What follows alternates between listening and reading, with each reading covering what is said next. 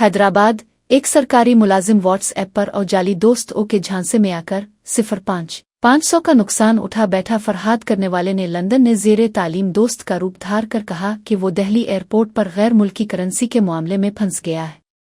इसके बाद खुद को इनकम टैक्स अफसर जाहिर करके फर्जी कॉल्स की गईं और क्लियरेंस और टैक्स की मद में रकम मांगी गई। मुतासिरा शख्स ने कई किस्तों में रकम अदा की, लेकिन शक होने पर ऑनलाइन शिकायत दर्ज करवाई। पुलिस ने शहरियों को खबरदार किया है कि किसी भी इमरजेंसी या पैसों की दरख्वास्त पर भेजने से कबल तस्दीक जरूर करें। नामालूम नंबरों से आए हंगामी पैगामात पर फौरी रद्द-ए-अमल न दें। फरहाद की ऐसी वारदातों से बचने के लिए होशियार रहना जरूरी है।